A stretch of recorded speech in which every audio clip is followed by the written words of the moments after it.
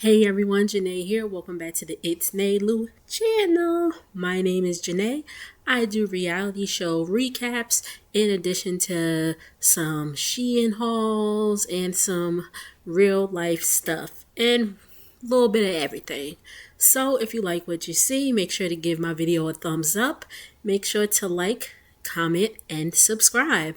So, we are going to be discussing Real Housewives of Atlanta, Season 17, Episode 12. Once again, the season is winding down. We're almost done. They keep talking about the reunion. I think they're either going to film it this week or next week. So, yeah, we will see. So, the episode kicks up. This episode gave filler. it really gave filler. Like, my notes are very limited. But Angela and Cynthia get together, and Angela says she wants to have something in remembrance of her mother. You know, the 1 year anniversary has just passed, and she's like, well, Cynthia's like, well, I have my Bailey Bowl thing, which, all the ladies have. It's like a field day type thing, bring the family, have fun, play games and all that stuff. It's like, we can make like a little basketball game. And I think it was called Maggie Madness, if I'm not mistaken. Her mother's name was Maggie. And it was a basketball game. So next scene we see is Portia at her mother's house. And if you guys remember, her mother lives at the house that Portia had bought for herself after she divorced from her first husband, Cordell Stewart. But that house has sold. So, I don't know where the mama gonna live now. And she tells her mother that her and Phaedra are planning a trip to Scotland. Now, if you have not watched NBC The Traitors, you're probably wondering why Scotland. Well, Portia and Phaedra were on The Traitors. It's a murder mystery type game. And Phaedra was on season 2, which I didn't finish watching, but they said she was really, really good on it. And Portia was on this past season 4. She got banished the first night. So, and actually, I think that they started filming like a little bit before Real Housewives of Atlanta started filming last year, because I know they had like to delay some of the filming, I guess, depending on how long Portia's there. And I don't know if they let them go home. I don't know how long they film The Traitors, first of all. Excuse me.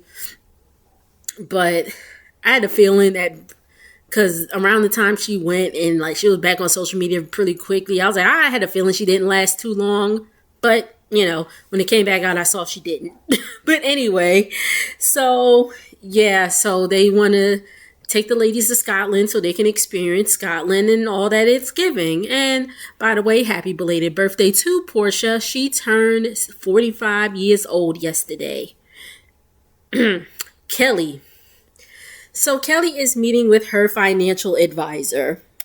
And it was very interesting. Because, she's having some money troubles. Like we all are, to be honest. But she has been, so she gets her, words are just like not existing today. But her financial advisor is just like, all right, so let's break down what you're spending. She has a Range Rover. Her car payment is $2,000 a month. $2,000.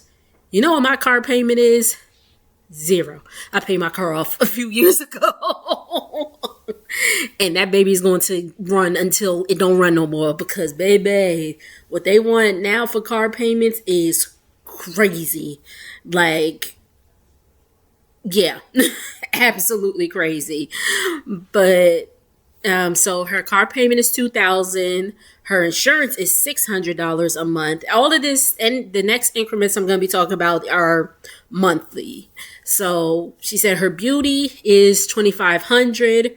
Her hair is $3,000. Her clothes are $8,500. I don't know if she's including her kids in that. I hope so.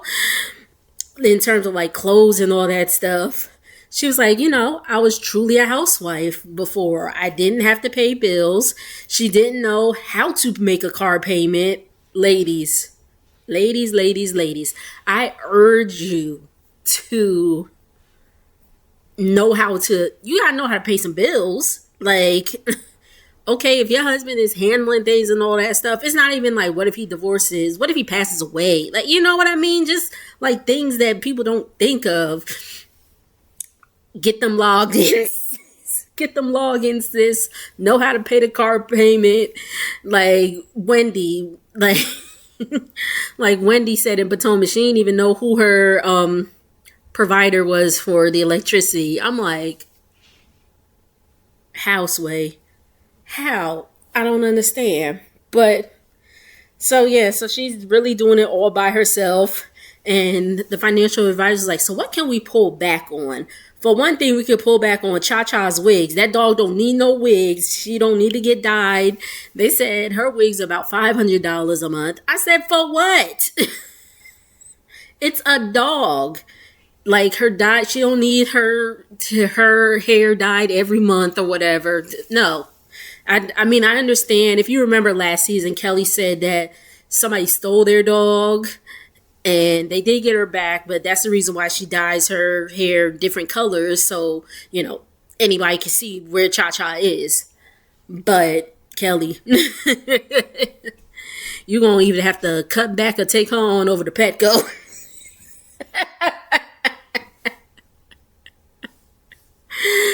And then let's just go on back to Kelly again. Kelly has a, excuse me, as we know, she is staying in Shamia's townhome.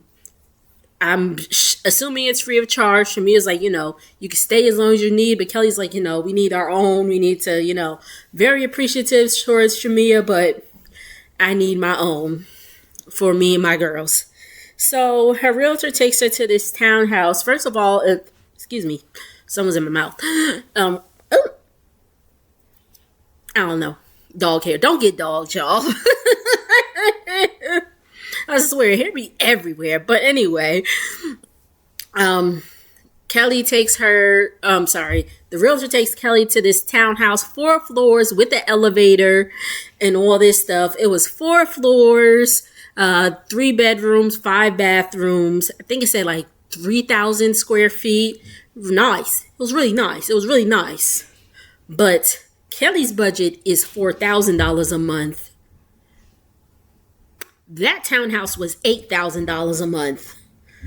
So the realtor was like, you're gonna have to struggle for a bit, boo. You're going Kelly, find a house within your budget, please. Stop living above your means. And do you think that she's feeling the pressures of the show, that she feels like she has to spend all this money, or do you think that's just how Kelly was?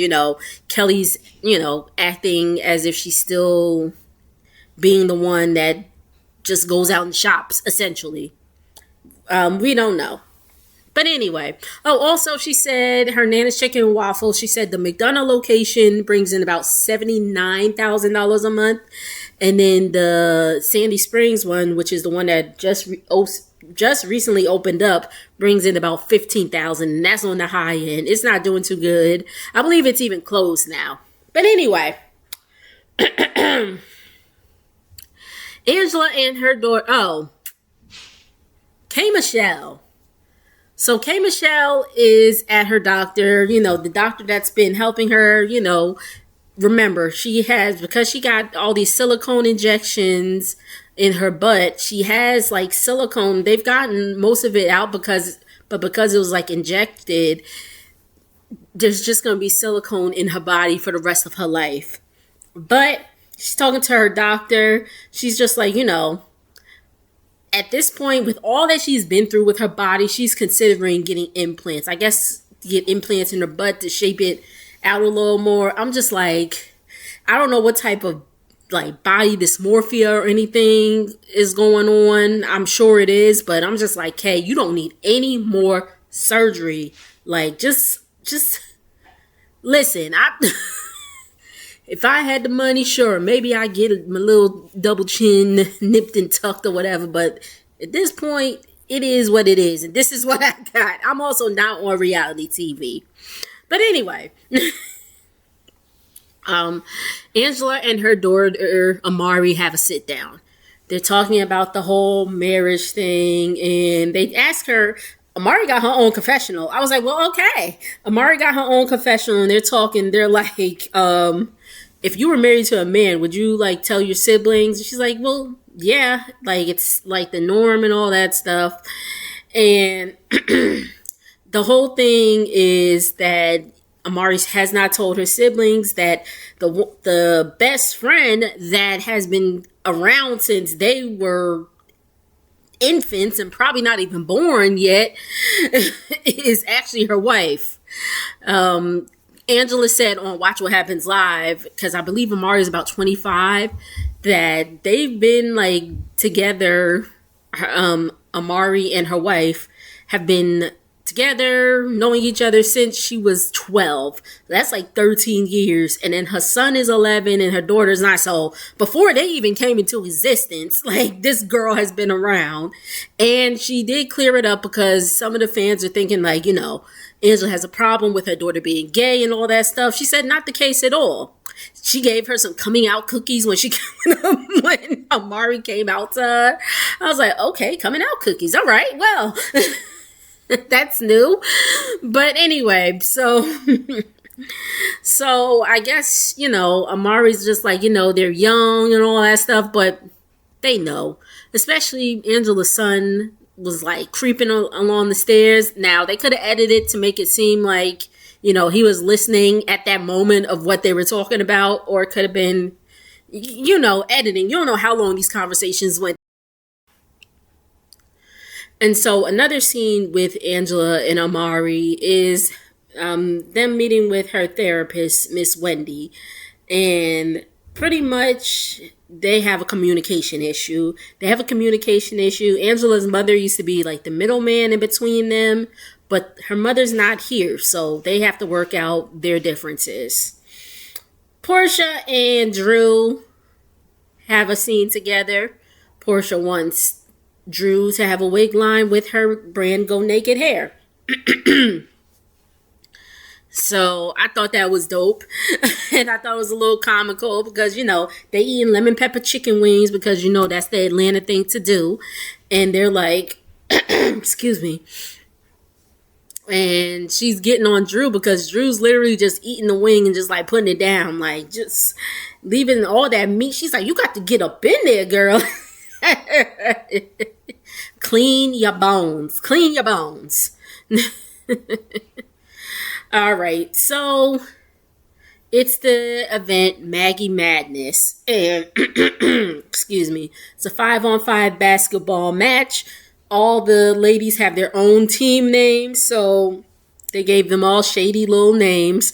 So Pinky's team was Chatty Patty, Phaedra's team was the Godfather. Side note. Woo!